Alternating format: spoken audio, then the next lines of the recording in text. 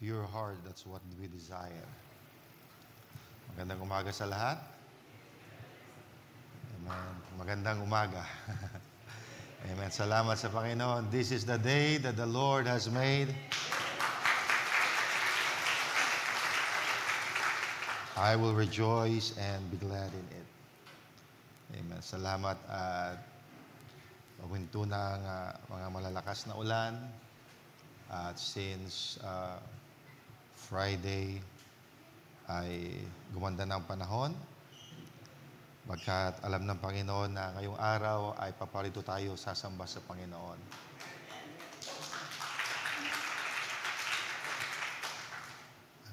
Bagamat maraming binaha, pero the Lord made a way na makaparito pa rin tayo sa bahay-sambahan because we know that God has chosen this place for us to gather together in His name and to feast at His table. Purihin ng Panginoon. So welcome natin sina Buddy Elmer, sina Sister Phoebe. Welcome back home. Sister Phoebe? Ay, siya na. And of course, narinig ko rin yung testimony, Sister Charity, while I was at back. So, welcome din natin, Sister Lilia.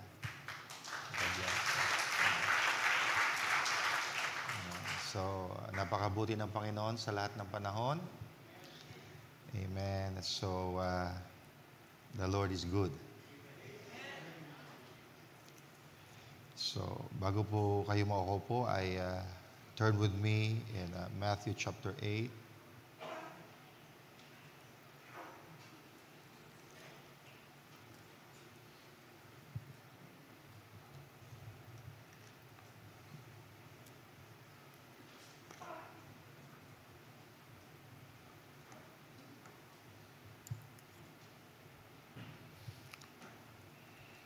Verse 5.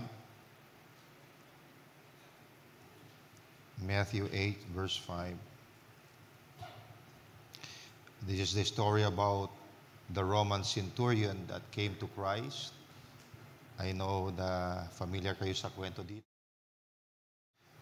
So, sabi rito, verse 5,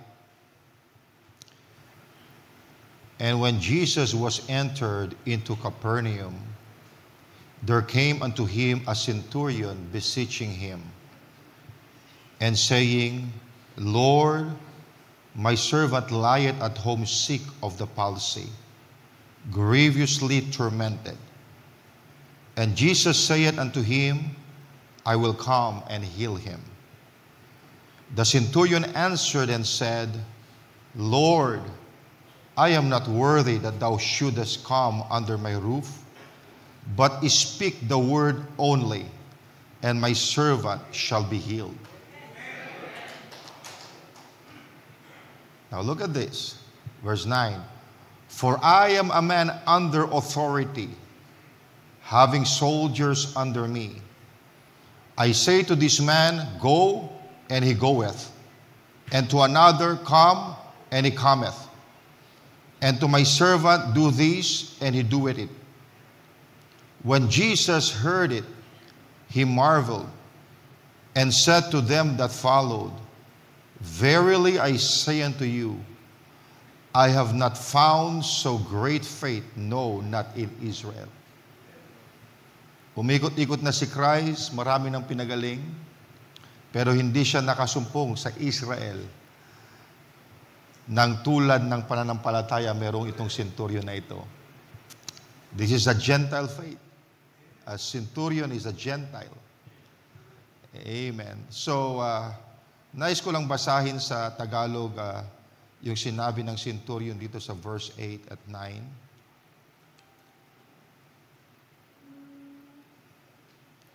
Verse 8, sabi rito, At sumagot ang centurion at sinabi, Panginoon, hindi ako karapat-dapat na ikaw ay pumasok sa ilalim ng aking bubungan.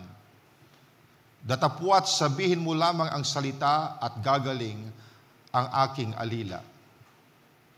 Sapagkat ako rin naman ay taong nasa ilalim ng kapamahalaan, na may nasasakupan akong mga kawal. At sinasabi ko rito, yumaon ka, at siya'y yumayaon. At sa isa, halika, at siya'y lumalapit. At sa aking alipin, gawin mo ito, at kanyang ginagawa. And the reaction of Jesus, at nang marinig ito ni Jesus, ay nagtaka siya. At sinabi sa nagsisusunod, katotohanang sinasabi ko sa inyo, na kahit sa Israel man, ay hindi ako nakasumpong ng ganitong kalaking pananampalataya.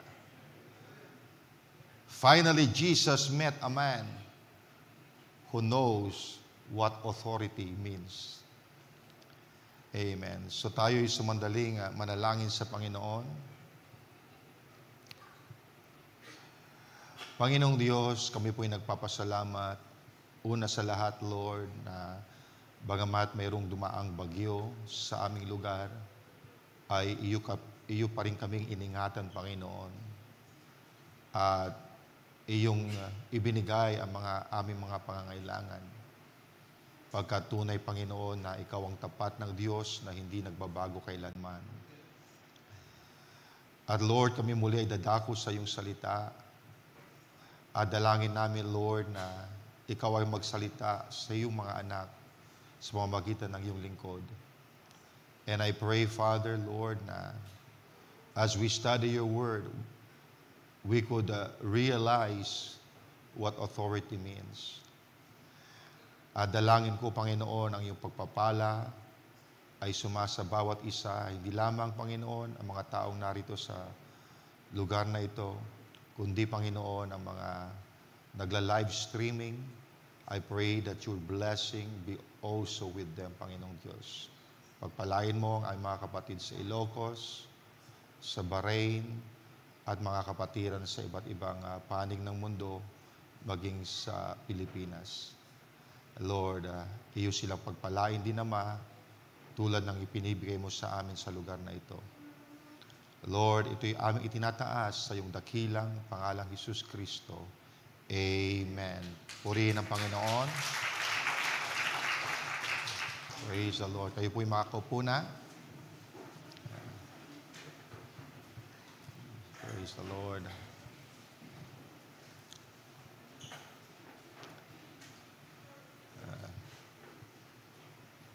Ito na yung, I could say, third time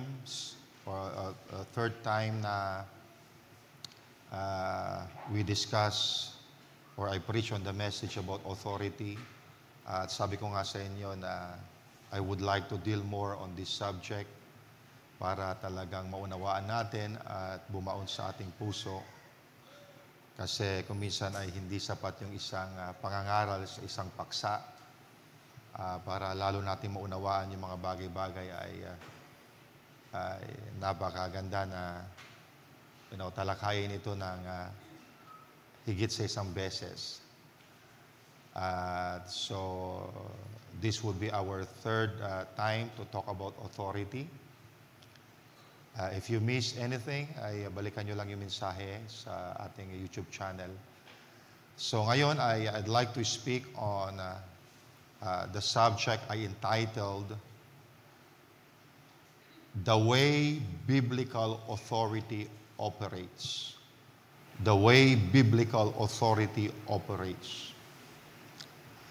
Now, in the 8th chapter of Matthew's Gospel, makikita natin dito that Jesus encounters a centurion whose servant was grievously sick and tormented. And Jesus told the centurion that he would come and heal him or heal the servant. But the centurion told him it wasn't necessary and the servant would be healed. Ang sabi niya kay Christ, hindi mo na kinakailangan pumaroon sa aming tahanan because I am not worthy that you come under my roof. Just speak the word only.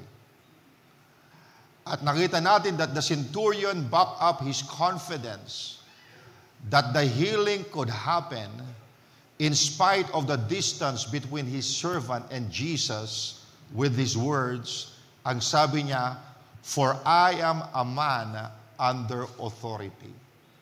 I'd like to catch that. Okay, centurion said, ako isang tao, okay, na nasa ilalim ng kapamahalaan. I am a man under authority. And Jesus marveled at the centurion's faith. Why? Because for the first time, Jesus met someone who understood the dynamics of true authority. Pagkat marami na siyang pinagaling, marami na siyang napuntahan, pero finally, amen, nakatagpo siya ng tao na naunawaan what authority really means. Now, I'd like you to catch this. We cannot operate in authority and dominion until we learn to submit to God. Let me say that again, because that is very important. We cannot operate in authority and dominion until we learn to submit first to God. Now, unlike the centurion, many people in the body of Christ are ignorant the way biblical authority operates. They are not submitted to God, or I could say they are not submitted to God's government in their lives. As a result, they are unable to walk in real freedom. Dahil hindi sila nagpapasakop sa otoridad ng Panginoon sa kanilang buhay, hindi sila makalakad sa tunay na kalayaan. Now, what did the centurion mean when he told Jesus, "For I am a man under authority"? Anong ibig sabihin niyan? Naku, ako ay isang tao na nasa ilalim ng kapamahalaan. Now, he was saying in essence, I am a man who recognizes and submits to government. Pagkat alam niya na bagamat siya ay may otoridad sa kanyang mga kawal na nasasakupan, he is under authority. He is under the Roman government. Nakuha natin? So, bagamat meron siyang authority sa kanyang subjects, he is also under authority. Kaya sabi niya, "For I am a man under authority." And he understood the authority of Jesus because he was a man of authority too. In other words, this is a man who understands the power of authority. He knew that a person of authority needs only to say a word and whatever he has ordered will happen. Ayun ang kanyang unawa sa authority. Na kapag ang isang tao ay may otoridad, magsalita lamang siya at kung anong sinalita niya ay mangyayari. Sabi niya, I am a man of under authority. Meron akong mga nasasakupan ng mga kawal at kung anong sinabi ko sa kanila, susunod sila. Pag sinabi ko, yumaon kayo, sila ay yayaon. Pag sinabi ko, halik kayo, punta kayo rito, sila ay pupunta. Pag sasabihin ko sa alipin ko, gawin mo ito, gagawin niya. Why? Amen. Pagkat ang kanyang mga kawal, they recognize his authority. Ang kanyang servant, kung meron siyang sinabi, sumusunod. Why? Because they recognize his authority. So sabi niya mga kapatid na itong authority na ito, kapag magsalita ka, yung iyong sinasabi is so powerful. Amen. If you say a word, they will follow. Why? Because you have authority. Marahil yung ibang tao, uutusan yung kanyang mga kawal, hindi sila susunod. Pero siya, that has authority over them, kung anong kaniyang sinabi, kinakailangang sumunod sila. Now look at this. As a result of his submission to the Roman government, the centurion was in a position to exercise his authority over the soldiers under him. Nakuha niyo? Dahil itong centurion ay nagpapasakop sa otoridad ng gobyerno. Nandoon siya sa posisyon para pwede niyang gamitin ang kanyang otoridad sa kanyang mga kawal. In other words, he had authority over his soldiers yet was under authority of the Roman government. Are you catching that? At ganun din naman tayo mga kapatid. We have authority over the power of darkness, yet we are under authority. Amen. We are under the authority of God's government. Alam niyo mga kapatid, many people in the church are not submitted to God. They are not submitted to God's authority. As a result, they cannot exercise authority over the powers of darkness. They try to exercise, God has given me authority over the power of darkness. And when they exercise the authority, walang nangyayari. You know why? Because they are not in submission to the authority that they are under in. Nag-ibig sabihin mga kapatid, for you to exercise your authority, you must also submit, amen, to the authority of God in your life. Ito yung sinasabi ng centurion, I am under authority.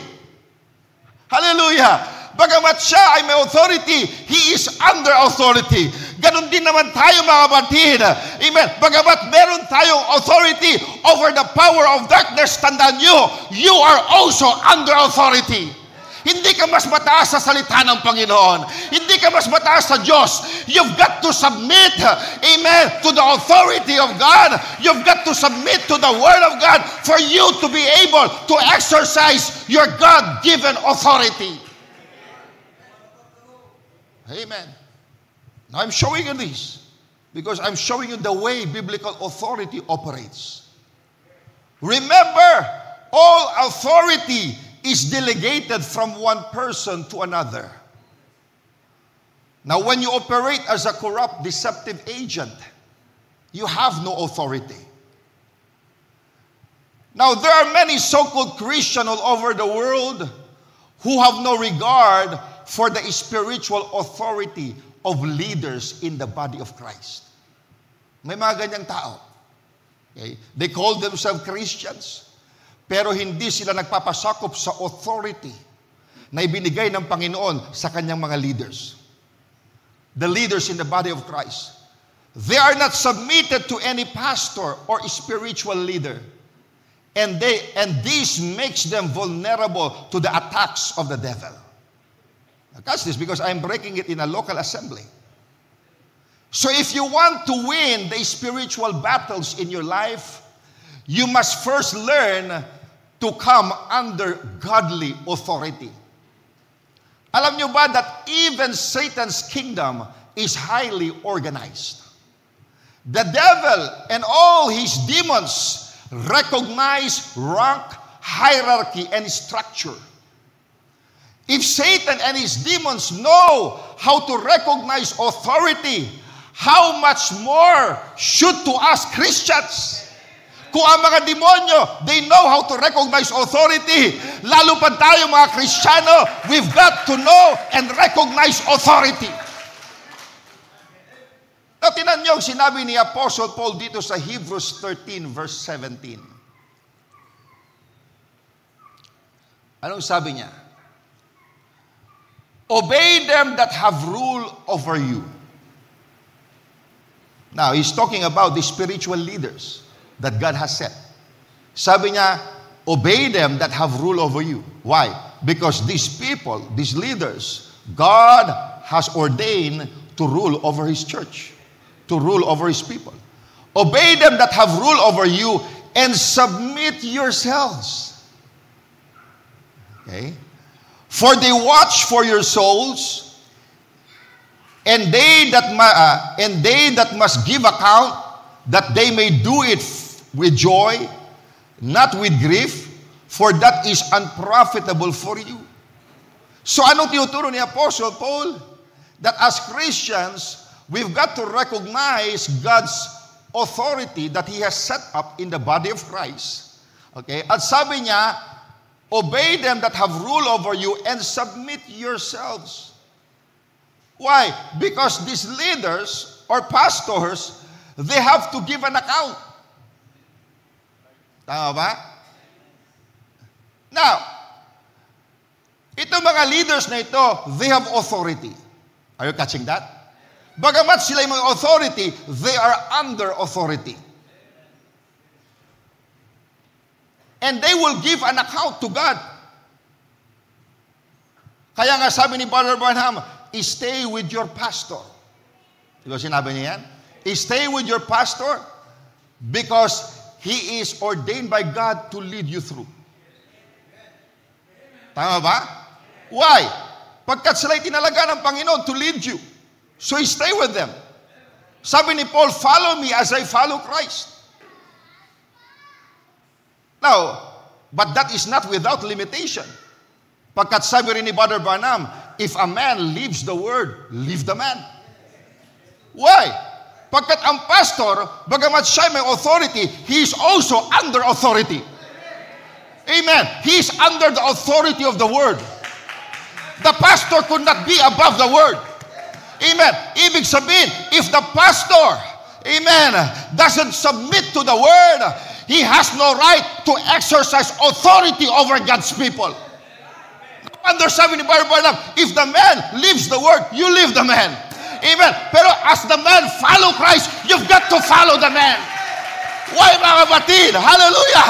Pagkat he is under authority, siyang magbibigay account sa inyo when that day comes. Your pastor will present you to Christ. Now, that's the teaching of the Bible. Now, look at Korah, Dathan, Abiram. Nagmamalaki sila. They want to exercise authority. They wanted the people to follow them, but they would not submit to the leader that God has set. They incite rebellion against Moses and Aaron. Oh, Moses, sinasabi mo na ikaw lang ang banal. Anong tingin mo sa iyong sarili? Kayong dalawa ni Aaron, masyado niyong inaangat ang iyong sarili. They are questioning the authority of Moses and Aaron. Na para bagang feeling nila, masyado na silang mataas. Diba? O itinataas silang kanilang sarili. Tandaan niyo mga kapatid, hindi si Moses ang naglagay sa kanya. Nakuha niyo mga kapatid, ang Diyos ang naglagay kay Moses. Tumatanggi pa kasi Moses kung maaari lang ayaw niya. Because hindi siya marunong manalita. Meron siyang speech impediment. Pero mga kapatid, siya ang pinili ng Panginoon.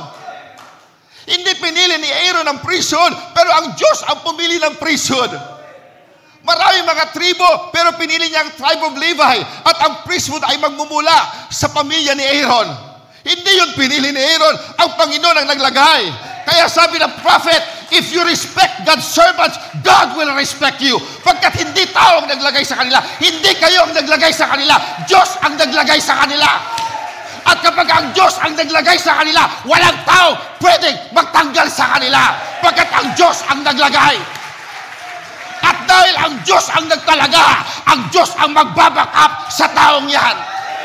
Pagkat siya ang pinili ng Panginoon na magpagkain sa inyong mga kaluluwa. Para may handa kayo sa pag-aagaw. Amen. And that servant of God will preach the meat in due season. Why? Pagkat merong paghahanda na ginagawa ng Diyos. Hindi lang makaral kung ano-ano mga kapatid. Hindi mga kapatid.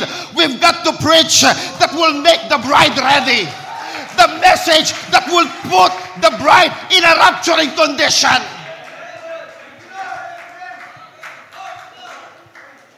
So what happened?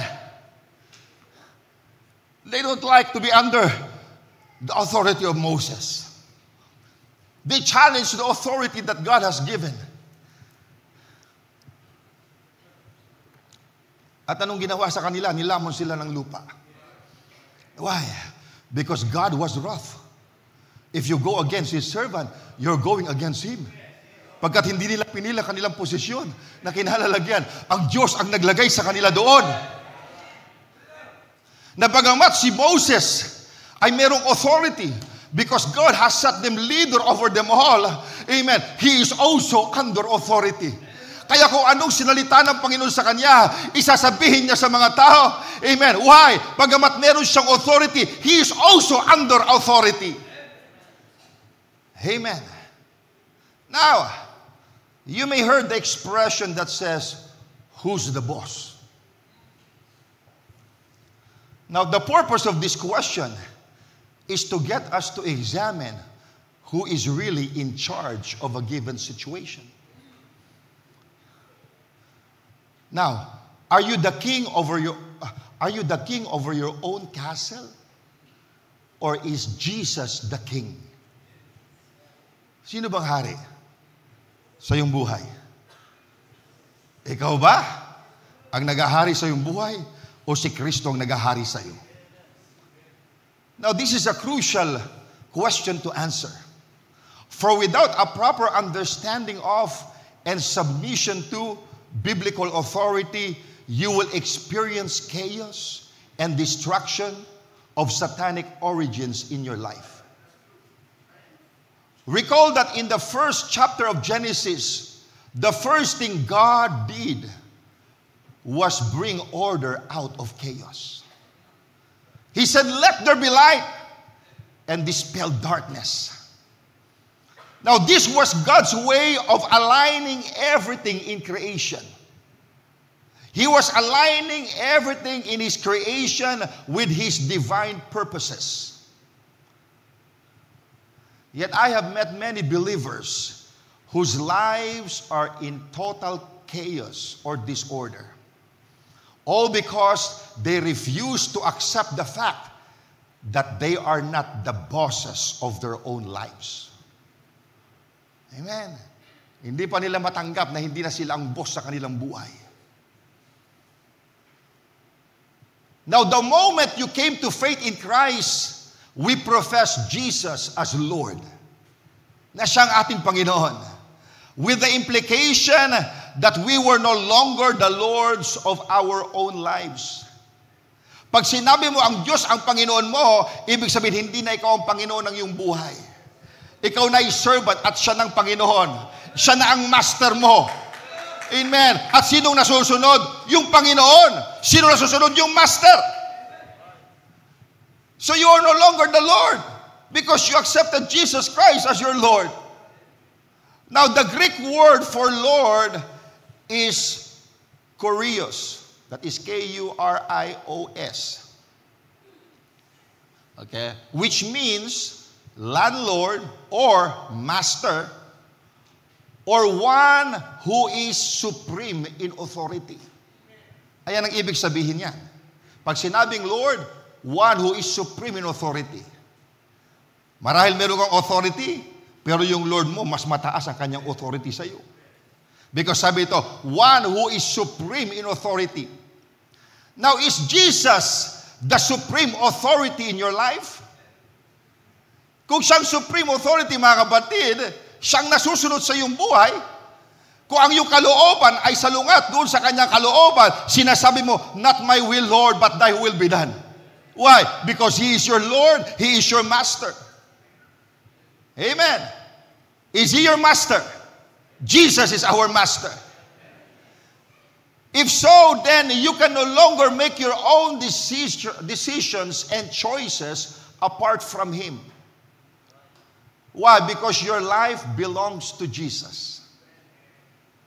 Yes, you may continue to exercise free will, but you must learn to consistently submit your will to His.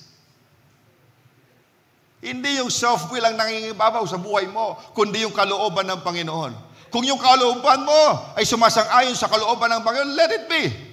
But if there is contradiction, you say, Lord, not my will, but thy will be done. After all, His will has your best interest at heart. Ang kalooban ng Diyos ay mas malayong maganda kaysa sa ating kalooban. Amen. Kaya huwag kang magdalang isip na magpasakop sa kalooban ng Diyos pagkat mas maganda ang plano ng Diyos para sa iyo. Mas maganda ang hangarin ng Diyos sa iyong buhay. Amen. God's will is far better than our will. Your body, your mind, your soul, your money and time, all that you are and all that you have belong to Him. Belong to Him. Alam nyo, too many people are operating as spiritual wanderers. Kung saan-saan sila. They wander from one place to another. Operating as spiritual wanderers in the kingdom of God. Never being settled or established. Never being fathered by legitimate spiritual father. Dahil wanderer sila, hindi nila alam kung anong church nila. Hindi nila alam kung sinong pastor nila. You see that? We could call them also wandering stars. And this is the kind of situation the devil delights in. For he knows that once we stray from our shepherd, we will be exposed to his heinous attacks. Mga kapatid, kapag ang isang tupa ay mahiwalay sa kanyang pastol, amen, delikado siya. Pagkat mas madali siyang targetin ng kaaway. Tama mga kapatid? At ang Panginoon ang ating pastol. Ayaw nating mahiwalay sa Kanya. Now, catch this now. Jesus can deliver only those who submit wholeheartedly to His Lordship. Now, many people want Jesus to be their deliverer, but they don't want to make Him Lord in their lives. Panginoon, kung meron akong trouble, iligtas mo ako. Gusto niyang deliverer ang Diyos, pero ayaw niyang maging Panginoon sa kanyang buhay. Yet there is no real freedom or deliverance apart from the Lordship of Jesus Christ. Walang tunay na kapayapaan at kalayaan kung tayo wala sa pamumuno ni Kristo. God does not set us free simply for us to brag about our own freedom. No, the Spirit of the Lord liberates us that we can worship God in spirit and in truth.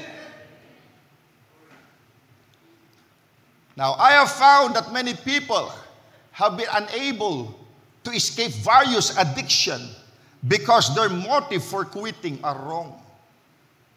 Diba? May mga tao, for example, naging addict sila ng isang bisyo at gusto nilang hinto. Pero ang kanilang motibo sa paghinto ay mali. Sabi nila, ihinto ko na kasi na-diagnose ako ng doktor na may tama na yung baga ko. Kaya titigil ko manigarilyo. So ang design niya kaya ihinto is because of health purposes. Mali ang kanyang motibo, mga kapatid. Do you see that? Gusto niyang mapalaya sa addiction na yun kasi nanganganib ang kanyang kalusugan. Pero hindi ganun, mga kapatid. Kinakailangan tamang iyong motibo. Kung gusto mong mapalaya, anumang addiction yan, ay dahil, Panginoon, gusto ko nang lumakad sa iyong kalooban sa aking buhay. Gusto kong masunod ang layunin mo. Gusto kitang mapaglingkuran. Ayan ang dahilan na gusto kong mapalaya sa mga bagay na ito. Pagkat ayaw kong magkaroon ng sagabal. Amen. Merong mga sagabal sa aking paglilingkod sa iyo, Panginoon. Kaya tanggalin mo ang mga bagay na yan. Hindi gusto mong matanggal kasi nanganganib ang iyong kalusugan, mga kapatid. Hindi. Kinakailangan tamang yung motibo. Amen. Gusto mong mapalaya ng Panginoon dahil gusto mo siya mapaglingkurang tapat. Amen. Gusto mong maihanda sa kanyang pagbabalik. Gusto mong ma-please ang Panginoon. You see, the only legitimate motive for freedom that pleases God is a desire to serve Him with one's whole heart. Mga kapatid, we must examine ourselves. I know that some people who refuse to join church, diba? Meron mga taong ganyan. Some people, they refuse to join a church or connect with a spiritual leader and come under his authority. Ayaw nila. And that is spiritual insanity. They don't want to be part of any assembly.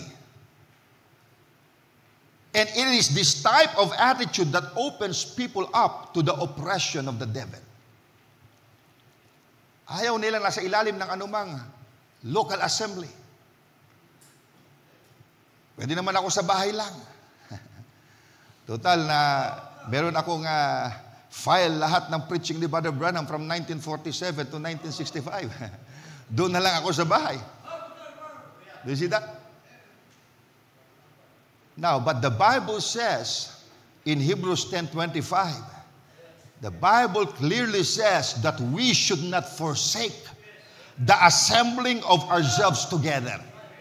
As the manner of some is, pagkat yung mga iba, it's all right for them to forsake or skip services, as the manner of some is, but should exhort one another.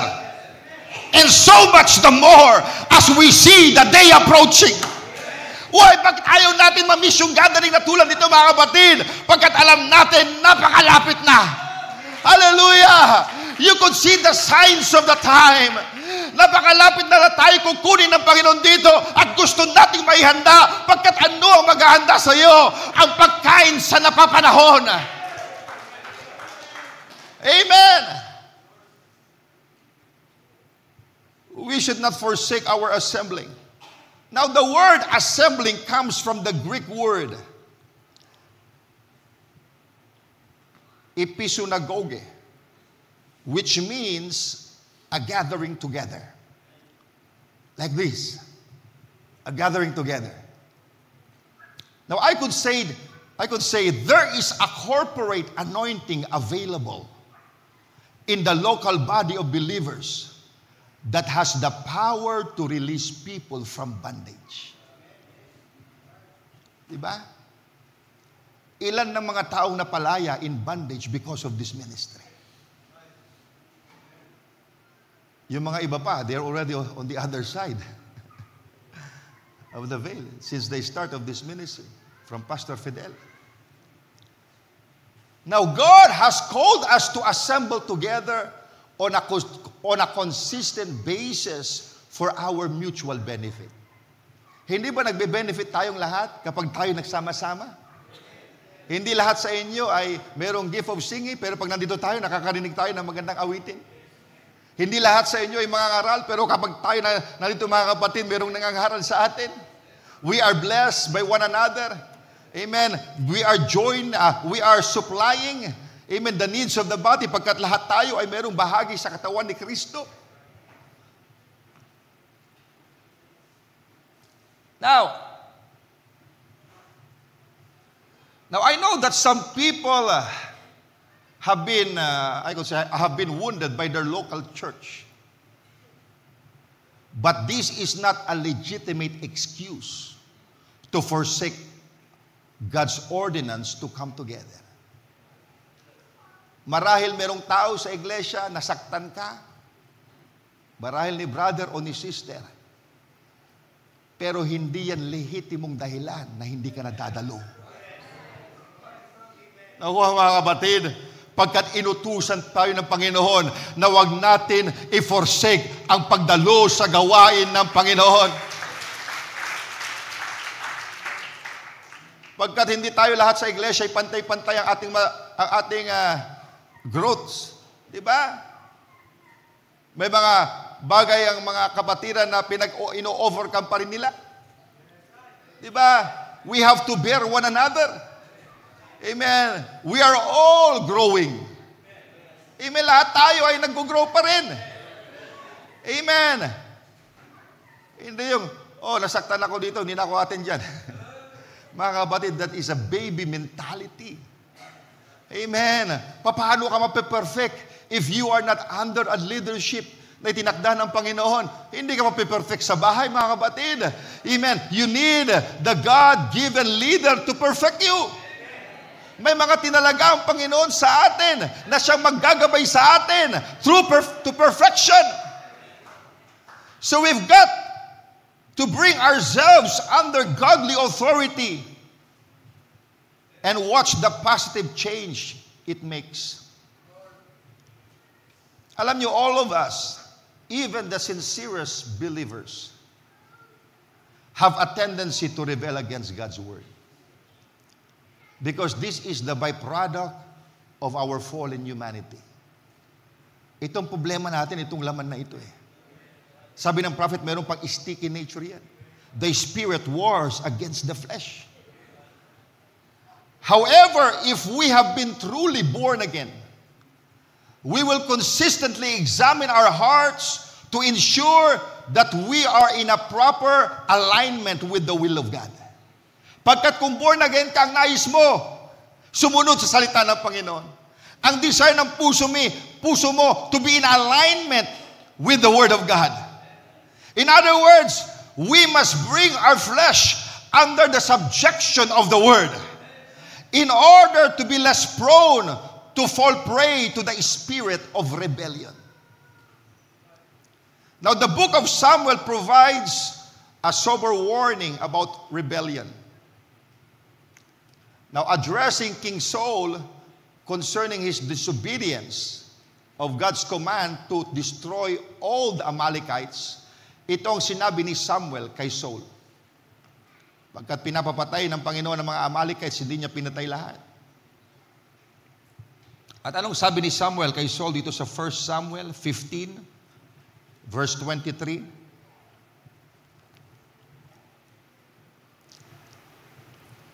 Ang sabi niya, for rebellion is as the sin of witchcraft, and stubbornness, katigasan ng ulo, and stubbornness is as iniquity and idolatry. Because thou hast rejected the word of the Lord, he hath also rejected thee from being king. Now, catch this, because that's what Samuel said to King Saul. Now, in refusing to obey the Lord, King Saul was operating in a spirit of rebellion.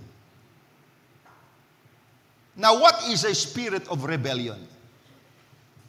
Now, rebellion is defined as an act of violent or open resistance to an established government or rules. Ayan ang rebellion. I repeat, rebellion is an act of violent and open resistance to an established government or rule. Ayaw mo pasakop sa gobyerno na namamahala. Now that we agree on what constitutes rebellion, we can conclude that a spirit of rebellion is a demonic spirit that incites a person to reject God's government and rule in his or her life. Kaya kung merong impluensya na naglalayo sa iyo sa pamamahala ng Diyos sa buhay mo, ayan ay spirit of rebellion. And the devil loves rebels because they are a reflection of his prideful nature. Pagkat si Satanas din ay nagrebelde sa langit. And the devil was kicked out of heaven because he defied the government and authority of God. Thus, whenever we are operating in a spirit of rebellion, we are emulating the devil. Kaya kung ikay nagre-rebelde sa salita ng Panginoon, ginagaya mo si Satanas. You know, as a pastor, I can testify, the people who operate in a spirit of rebellion consistently find themselves facing demonic oppressions. Wala silang kapayapaan. Nadidepress sila. Pagkat nagre-rebelde sila sa salita ng Diyos. Kung mayroon nangyari, nagko-complain sa Diyos. Pangit ang kanilang aura. Why? Because they are under the spirit of rebellion.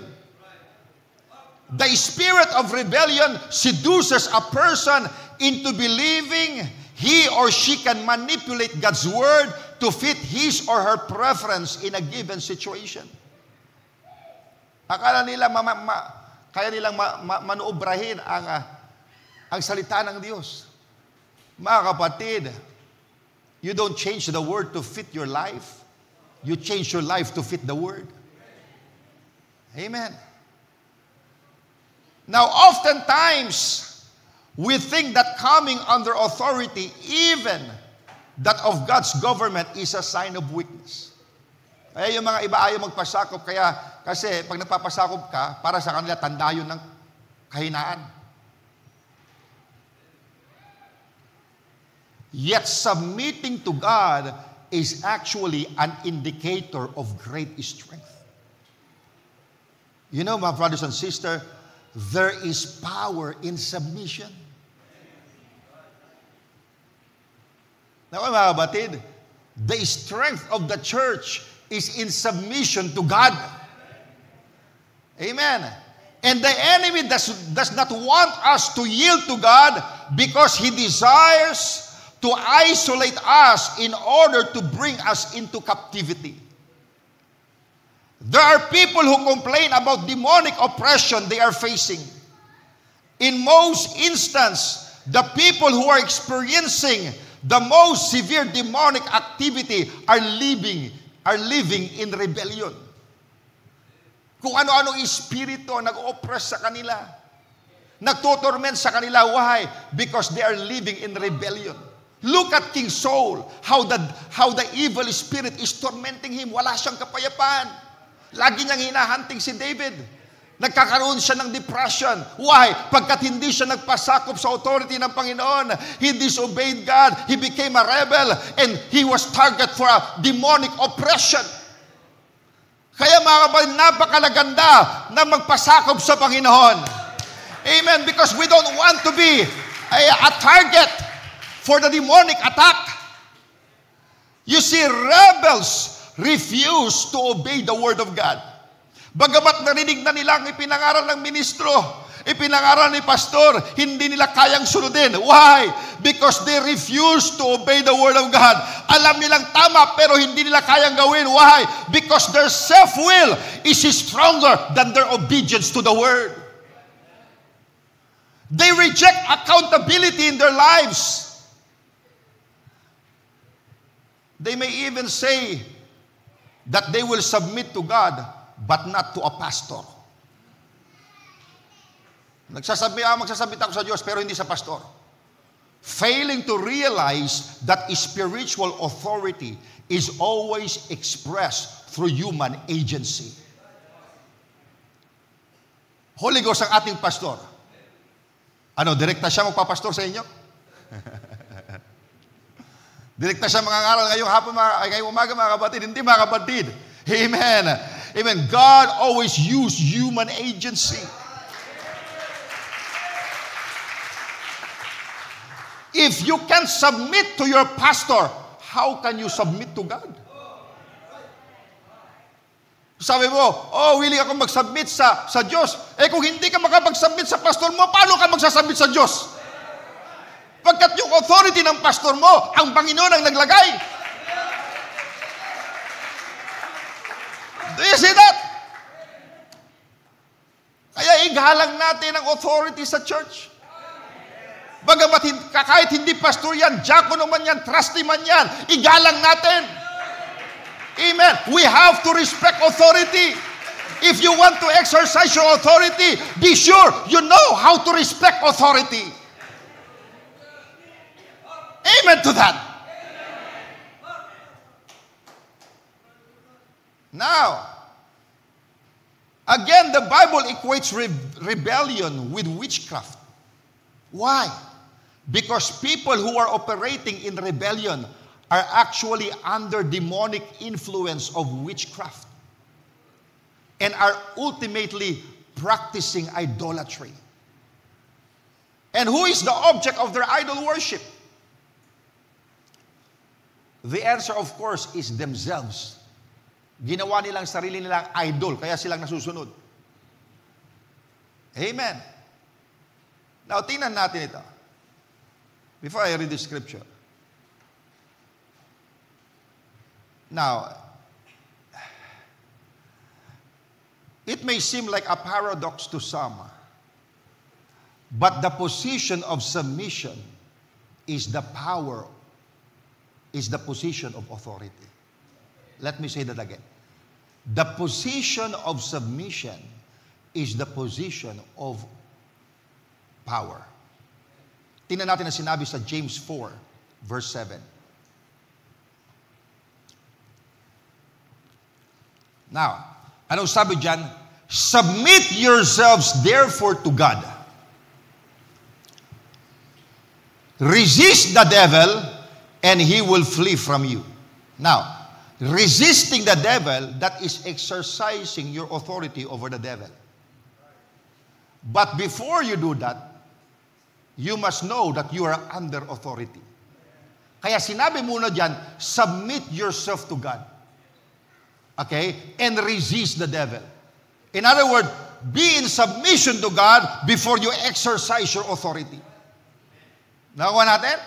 Kasi yung iba gusto nilang exercise yung authority without submitting to God. Do you see that? Now, the word submit comes from the Greek word hupotasso, ibig sabihin to be in subjection to. So before we can be in a position to resist the devil, first, we must come under the control of the Holy Spirit. Because how can you resist the devil if you are not subjecting yourself with the authority of God? Diba? Remember this, authority recognizes authority. And the enemy knows whether or not you are under the authority of heaven. Now, I want you to imagine, for example, a police officer. Now, alam natin that a police officer has been given authority by the local governing body to arrest criminals and to enforce the law. Meron siyang authority. Kaya kung meron siya nakitang krimen na nangyayari, pwede niyang arestuhin yung kriminal. Why? Because the government has given him authority to arrest criminals and enforce the law. Yet this authority figure can function only if he or she is in the right standing with the agency he or she represents. So if the officer is suspended from his or her position, he or she has no longer the legal authority to arrest criminals. Nakuha natin, kung isang police officer ay nasuspinde, hindi siya pwedeng mag-aresto. Bakit sa sinuspende? Meron siyang ginawa. Hindi siya nag-submit sa kanyang authority. Diba? At dahil hindi siya nag-submit, sinuspende siya. Nang hindi siya sinuspende, meron siyang right, authority to arrest criminals. Pero mga kapatid, kung yung isang kriminal nakagawa ng krimen at ang nag-aaresto sa kanya na pulis ay nasuspende, meron siyang right na tumanggi. Why? Pagkat wala siyang authority. Because he has been suspended. In essence, dahil siya'y nasuspende, he become a normal citizen. Diba? Wala siyang right na mag-aresto. Hindi niya pwedeng i-enforce yung law pagkat hindi siya nagpasakop sa kanyang authority. And the same true in the spiritual realm. If you and I are not submitted to God, we will not be able to operate in the authority that God has given us to resist the devil. If you want to resist the devil, be sure you are submitting to God's authority. Alam nyo, many people are in partnership and agreement with the devil in their daily lives. These same people are frustrated when they rebuke the enemy, but he doesn't flee. Nagtataka sila, sabi ng Bible, resist the devil, he will flee from you. Nire-resist niya ang devil, pero hindi tumatakbo si Satanas, mga kapatid. Alam niyo kung bakit, mga kapatid? Pagkat hindi siya nagpapasakop sa kanyang authority. Amen. Pero kung ikay nagpapasakop sa authority ng Panginoon, submit yourself to God and resist the devil, and he shall flee. Sinasabi ko, if you are submissive to the authority of God, walang magagawang demonyo. Kahit si Satanas pa mismo, kinakailangan siyang sumunod. You have authority, but you are under authority. Amen. Submission is all about aligning oneself with the Word of God. when you and I come under God's control, or when you and I come under you and I come under the control of God's word, we can rest assured that when we speak, demons will flee. Amen. Now, we are in a spiritual warfare. Now, tingnan nyo sinabi dito sa Deuteronomy 28. Itong Deuteronomy 28, this is the chapter in Deuteronomy that gave a list of God's blessings and curses. Okay? Kung ikaw ay sumusunod sa salita ng Panginoon, ibig sabihin kung ikaw ay nagpapasakop sa salita ng Diyos, isa sa mga blessing na sinabi ng Panginoon ay dito sa verse 7. Okay, sabi niya, Deuteronomy 28 verse 7, "The Lord shall cause thine enemies that rise up against thee to be smitten before thy face. They shall come out against thee one way and flee before thee 7 ways." Now, look at this. Kung ang Israel ay nagpapasakop sa Diyos by obeying His word, pangako ng Panginoon na bibigyan sila ng victory sa kanilang mga kaaway. Hindi mananaig ang kanilang kaaway. The enemies that would rise up against them will be smitten before them. Sabi to, they shall come out against the one way and flee before the 7 ways. Ibig sabihin, they will run. They try to escape. Why? Because they are defeated. Nag-ibig sabihin, mga kapatid, kung nagpapasakop ka sa Panginoon, there is no way for you to lose the battle. Pagkat ang Panginoon, tutulungan ka niya. Ang kapangyarihan ng Panginoon ay isa sa iyo. Ang kalakasan ng Panginoon ay isa sa iyo. Because you are submissive to God's authority, you are submissive to God's word, God will give you victory over the powers of the enemy. Pero ang sabi dito sa verse 25, ito naman yung opposite. Kung hindi ka nagpapasakop sa authority ng Diyos, itong sinabi niya, the Lord, verse 25, "The Lord shall cause thee to be smitten before thine enemies. Thou shalt go out one way against them, and flee 7 ways before them, and shalt be removed into all the kingdoms of the earth." Could you imagine? Pero kung hindi ka nagpasakop sa authority ng salita ng Panginoon, pag meron kang kaaway, imbis na ikaw manaig, ikaw ang tumatakbo. Nakakita kayo mga Kristiyano, tumatakbo sila sa kanilang digmaan, mga kapatid. Mga kapatid, hindi ka kailanman tatakbo if you are under God's authority. If you are submissive to God, hindi mo kinakailangan tumakbo because you are with the presence of God. Kasama mo ang Panginoon, He will fight your battles. He will be sure to give you the victory. Kaya marami mga Kristiyano, sinasabi nila, "Oh, I have authority over the devil. God has given me authority." But if you watch their life, they're living a life of defeat. They don't really have authority. If you're in that condition, just examine your life and ask yourself a question.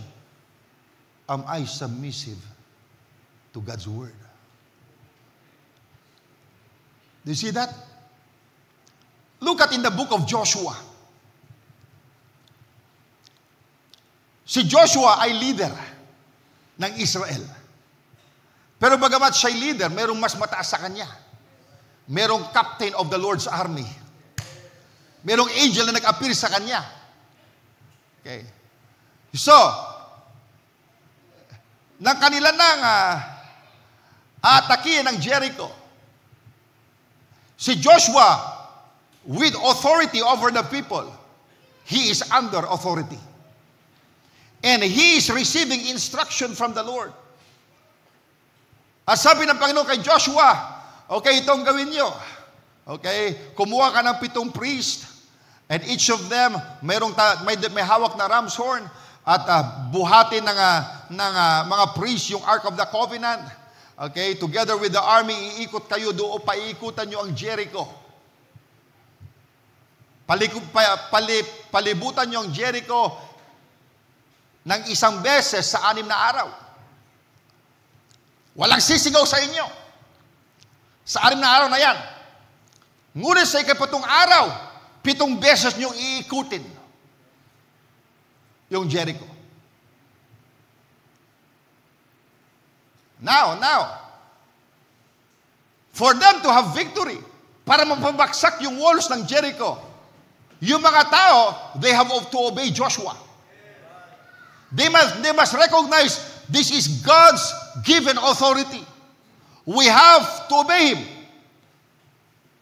Pero si Joshua din, para magkaroon sila ng victory, kinakailangan sumunod siya sa captain of the host. Yung instruction sa kanya, kinakailangan sundin niya at ayun ang sabihin niya sa mga tao. He has authority, but he is under authority. Pagkat kung si Joshua ay sumuway sa nakakataas sa kanya, hindi sila mananaig. At dahil si Joshua ay sumunod sa captain of the host, at yung mga people ay nagpasakop sa authority ni Joshua, ng kanilang ginawa yung mga kapatid, yung napakakapal na walls ng Jericho ay bumagsak at nilusob nila, napasok nila yung territory. Pero nag-warning si Joshua, sige, patayin nyo sila, destroy all the people except si Rahab at ang kanyang sambahayan. Pero sabi niya, huwag kayong kukuha ng gold, silver, brass, or ano man niya mga kapatid. Pagkat lahat ng gold or silver, brass, and iron na makita nyo, it must go to the Lord's treasury. Pero mga kapatid, ano sabi doon? Si Achan, na-attract siya. Sabi niya, sayang ito mga kapatid. Wala naman nakakakita. Ito yung mga silver coins. Now, hindi ibig sabihin yung spoil of war laging pumupunta sa Panginoon. Because that is the first fight nila when they entered the land. Kaya lahat ng first fruit ng spoil pupunta sa Diyos. Kaya sabi na, ibigay nyo lahat sa Lord's treasury. So ngayon, si Achan, ano ang ginawa niya? Na-attract doon sa silver. Nakita niya gold bar. Sabi niya, tatago ko. Tinago niya. Now, nang sumunod na kinakailangan nilang atakin yung AI, sabi ni Joshua, madali lang yan. Hindi natin kinakailangan na maraming lumaban dyan. Malayong mas maliit yung AI kaysa Jericho. Kaya siguro okay na yung 3,000 soldiers ang ipadala natin. So pinadala nila. 3,000 soldiers. Pero mga kapatid, pagamat maliit na bayan yung AI, nanaig sila. 36 sa kanila. About 36 namatay sa kanila. Mga kapatid, nang lumo yung Israel. Mas maliit na bayan, tinalo sila. Alam niyo kung bakit mga kapatid? Because there's someone in the camp that did not submit to the authority of the word.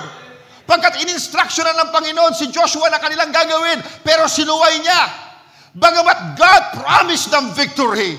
God promised them power over all their enemies, pero hindi sila manaig sa digmaan. Aburido si Joshua. Bakit ganito? Ito ang pangako ng Panginoon. Ito ang sinabi ng Panginoon. Panginoon, ano na lang sasabihin ng mga ibang bayan na natalo kami, ngayon aatakin na nila kami. Pero sabi ng Panginoon, hindi.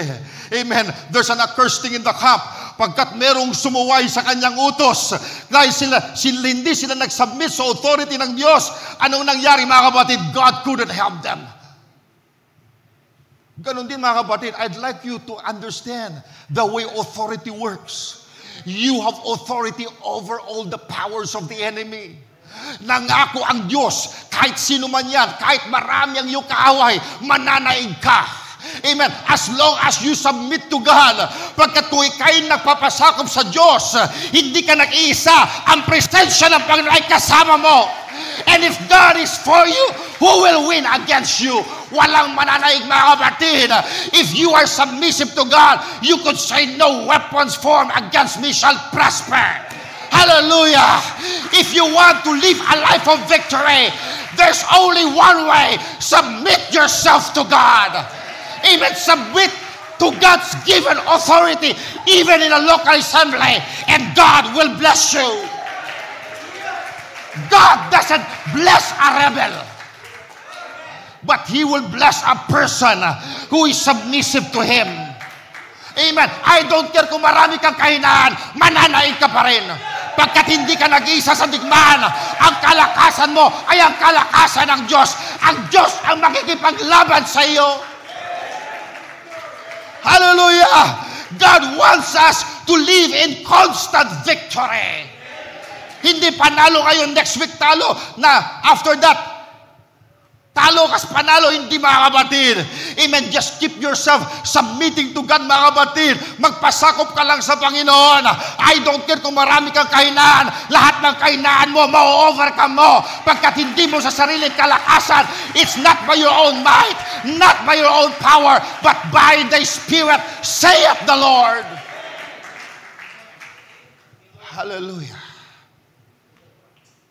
Look at Samson. He was under the Nazarite-ship. He was born a Nazarite. Ibig sabihin, he is under covenant with God. And under that covenant, kinakailangan yung kanyang buhok ay walang dadaan na razor. As long as he is submissive to that Nazarite-ship, walang pwedeng makatalo kay Samson. Kahit leon, kaya niyang patayin. Ang tawag ba na? Nang inambon. Ano sa Tagalog yun? Ha? Nang pinagkaisahan siya ng mga Pilistino. 1,000 sila. Anong ginawa ni Samson? Naghanap siya ng kanyang sandata. Meron siya nakita na jawbone of an ass. 1,000 kanyang kalaban. Mga kapatid, yung power ng Diyos na sa kanya. Hallelujah. Kahit 1,000 sila, pinaslang niya silang lahat. Now, tingnan niyo mga kapatid, nakikipaglaban si Samson. Huwag niyo isipin na nakikipaglaban si Samson isa-isa. Isa, pak! Next. Hindi mga kapatid. Pinagkakaisan siya. Amen. Meron sa harap, meron sa likod, meron sa side. Marami sila mga kapatid, pero hindi sila nanaig pagkat ang kapangyarihan ng Diyos ay nakay Samson because he's under that Nazarite vow. Di ba mga kapatid? Pero ang nangyari mga kapatid, when he broke that Nazarite ship mga kapatid, ano nangyari? Nawala yung kanyang kapangyarihan. Hallelujah. Yung mga Pilistino na kayang-kaya niyang gapihin, anong ginawa sa kanya? Kinulong siya, tinanggal ang kanyang mga mata, naging alipin siya. Why? Because God couldn't help him. Because he broke his Nazarite ship. Pero mga kapatid, nang na-restore yung kanyang submission sa Panginoon, nang muling nag-grow yung kanyang buhok, ang sabi ni Samson, sabi ni Brother Branham, amen, si Samson, she realized, even that there's a possibility of the return of the dynamic power. Mga kapatid, kung nawawala yung dynamic power sa inyo, there is a possibility na ibalik ng Diyos ang kapangyarihan so you can be victorious again. Na-realize niya na humahaba muli yung buhok niya mga kapatid. Marahil sabi na kasama niya sa prison house, Samson, masyado nang mahaba yung buhok mo. Gusto mong putulan natin? Sabi niya, hindi. Hindi, natutunan ako sa aking experience siya. Itong mahabang buhok ko, it's a sign of my submission to God. Amen, that I keep my Nazarite ship. Hindi ako papayag. Humahaba na aking buhok. No razor ay dadaan dyan. At dahil dyan mga kapatid, amen, yung walang kapangyarihan ay nagbalik kay Samson. Amen, nagpag-guide siya sa bata. At nang hinawakan yung dalawang posto, sabi niya, Lord, just once more, Lord. Give me victory over my enemy. Mga kapatid, if you are now in a life of defeat, hindi mo kinakailangan manatili dyan. You can rise again. You can rise up again. You can rise up again. Hallelujah. Just submit yourself to the will of God. Just follow the leading of the Holy Spirit. And God will restore your strength. God will restore your power. Hallelujah. At nang nirestore ng Panginoon ang kapangyarihan kay Samson, mga kapatid, ang sabi doon, yung napatay niya sa araw na yon ay higit na patay niya sa kanyang lifetime. Kaya mga kapatid, walang imposible sa Diyos. Kahit ilang libong demonyo, kahit milyong demonyo ang umatake sa iyo, as long as ang kapangyarihan at presensya ng Diyos ay sumasa iyo, walang mananaig sa iyo. Amen! Hindi sila mananaig. Because God has given you power over all the powers of the enemy. You have authority as long as you submit to God's authority. Amen. This is the thing, because we're trying to balance things out. Amen. I'm showing you how authority operates. Nakita nyo that submission postures us to release the authority and power of heaven in our lives. Amen. Kaya kapag tayo nagsasubmit, ang kapangyarihan ng Diyos ay sumasa atin. Amen. Now, if you are battling a particular sin, now lust, for example, lust. Now, the best way to overcome that sin is to bring your thought life under subjection to the Word of God. Now, this is done by taking lustful thoughts captive when they enter your mind. Anong sabi sa 2 Corinthians 10 verse 5? Ang sabi dito, casting down imaginations and every high thing that exalted itself against the knowledge of God. So we cast down imagination and every high thing, every high thought that exalt itself against the knowledge of God. Because if there's a thought that exalts itself against the knowledge of God, that is a rebellious thought. So anong gagawin mo? You cast them down. And bringing into captivity every thought. Yung mga thought na hindi marapat, you held them captive. Ibig sabihin, if you held them captive, they could not control you. Ibig sabihin, you're over them. Okay. Sabi doon, bringing into captivity every thought to the obedience of Christ. Now let me say this. Every time the enemy of your soul sows lustful thoughts in your mind, you should declare something like, in the name of Jesus Christ, I cast down these ungodly imaginations. And I take the wicked thought captive in Jesus' name. And I command you, devil, to go from me now. Devil, you leave. Amen. We have to bring every thought into captivity to the obedience of Christ. If on the other hand, you refuse to bring your thought life under the dominion of God's Word, you will find nearly impossible to win the battle in your mind. You can see then that submission to the Word of God is for your benefit. Submission to the Word of God is for our benefit. You know, the problem is that our society looks down on submission. Para sa kanila, dapat ikaw ang boss. They look down on submission, particularly in the Western world, because we promote freedom of expression and personal opinion above all else. Now, though freedom is a wonderful thing, we will never achieve true, lasting freedom until we have learned to submit to God. Ang tunay na kalayaan ay ang matutunan mong magpasakop sa Diyos. Doon mo lamang makakamit ang tunay na kalayaan. Kaya if you struggle tremendously in your thought life, that's because you haven't, or that's because you have never surrendered your whole mind to God. In other words, you have reserved areas of your thought life that are subconsciously closed off to the Lordship of Jesus.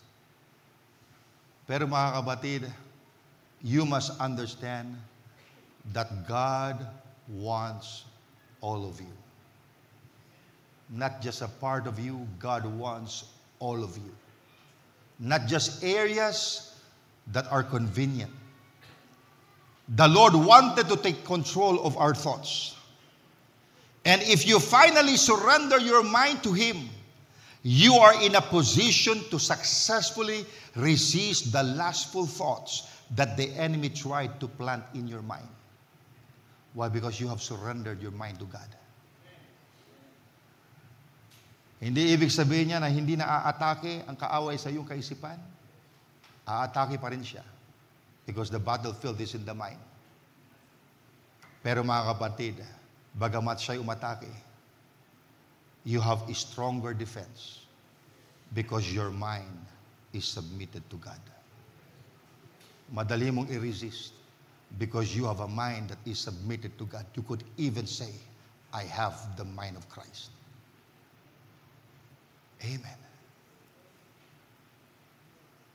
This is the way biblical authority operates.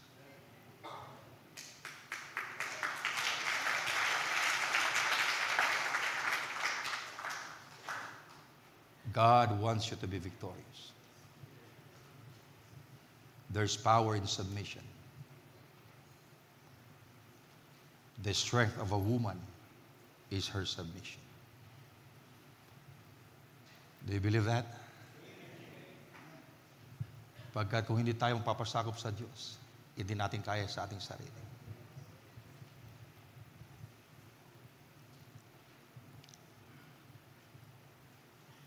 Parang kung minsan ang tingin ng demonyo sa isang Kristiyano na nire-resist siya. Ito namang Christian na ito. This is a suspended officer. Sinuspindi yan kasi hindi nagpapasakop sa kanyang amo. Pagkatapos, gusto niya akong i-rebuke. Mga kapatid, wala tayong kapangyarihan sa ating sarili. Ang ating kapangyarihan ay sa pagpapasakop natin kay Kristo. Kaya masasabi ko ngayon mga kapatid, you have authority, yet you're under authority. Itong sinabi ng Roman centurion, I am a man under authority. I am a man under authority. At meron akong pinamumunan ng mga kawal. Pero alam niya mga kapatid, pagamat siya'y may authority, merong mas mataas sa kanya. Ganon din tayo mga kapatid. You have authority, sabi ni Jesus Christ, over all the powers of the enemy.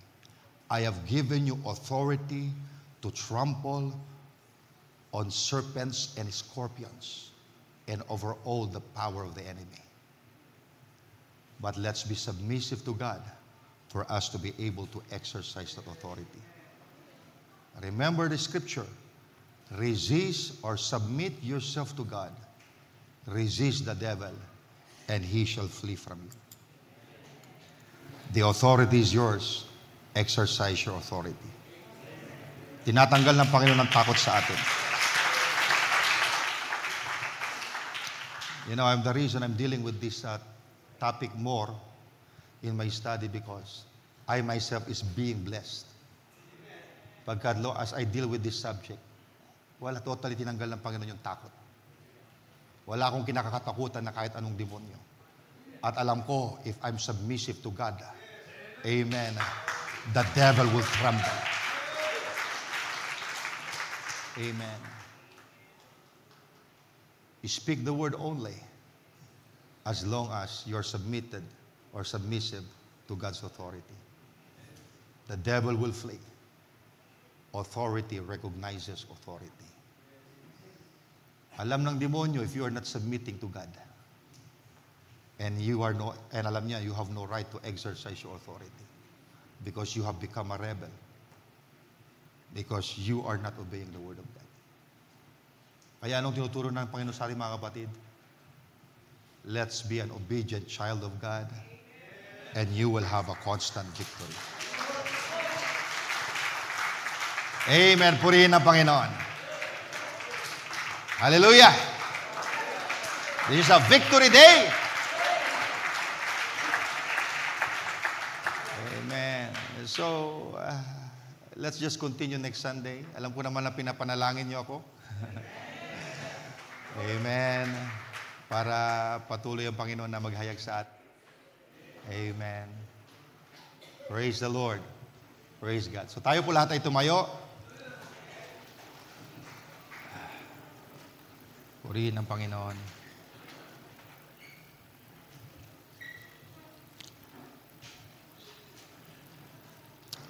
Praise God. Tayo sumadaling manalangin sa Panginoon.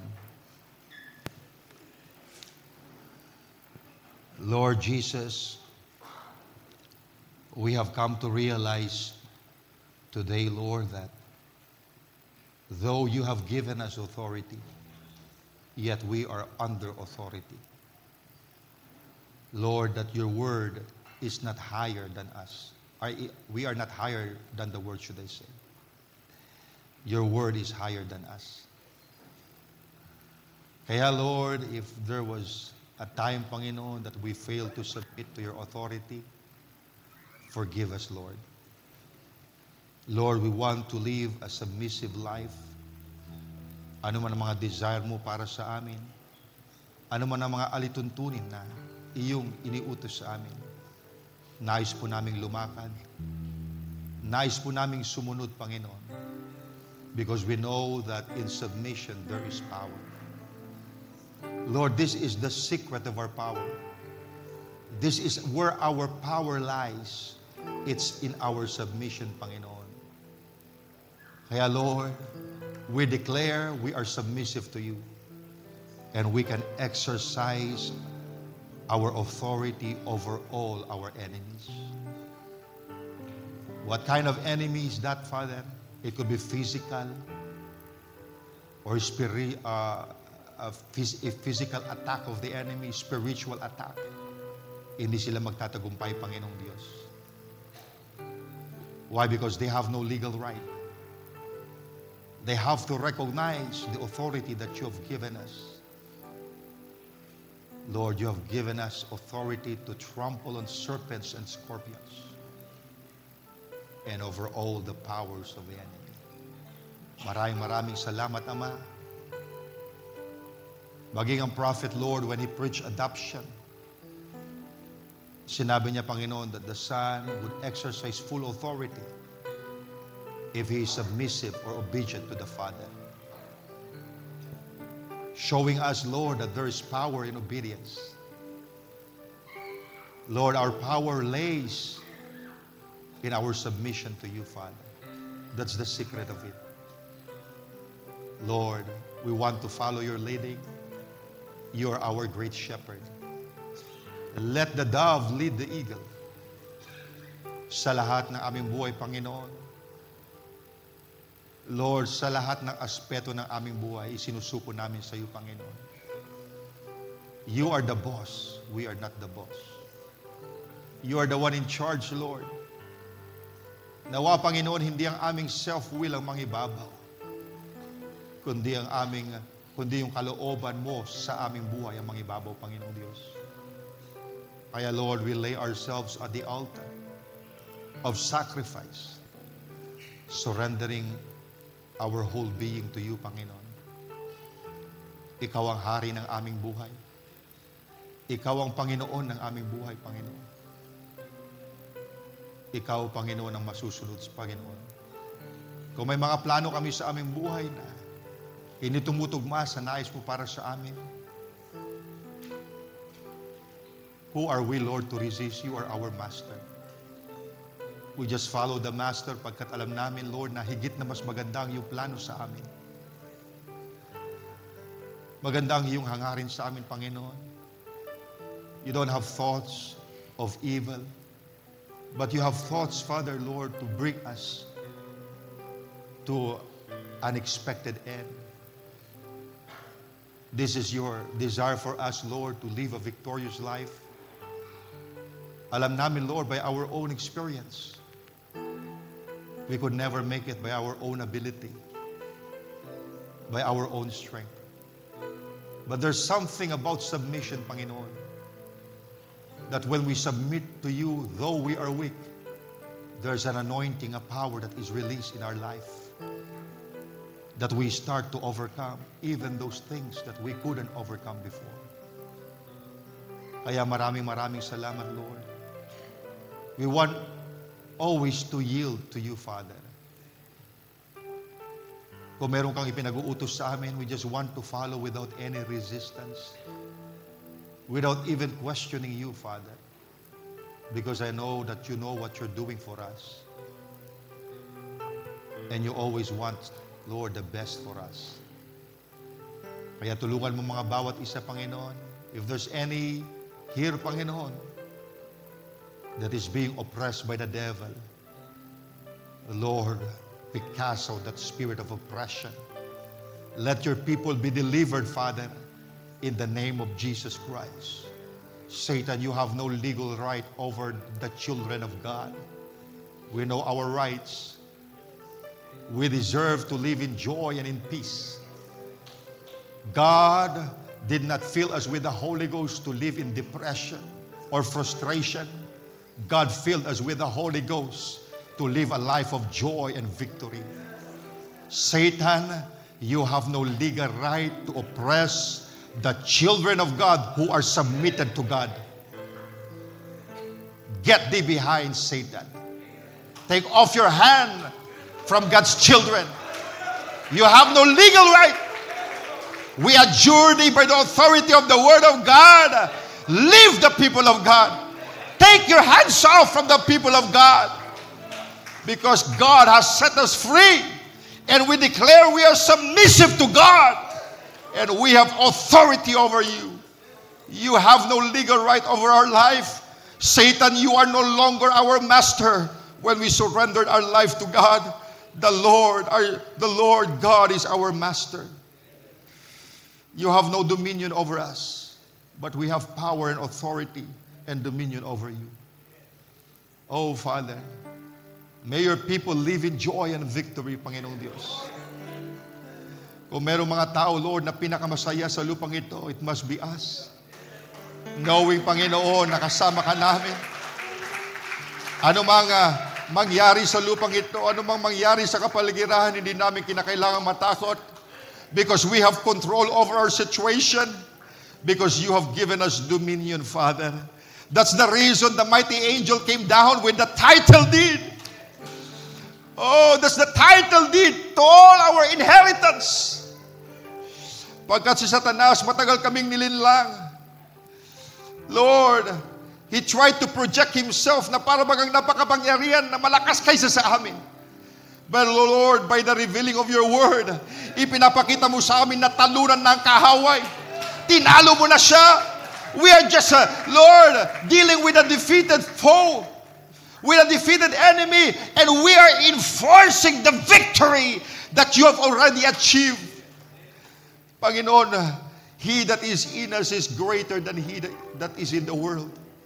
We are more than conquerors through your name.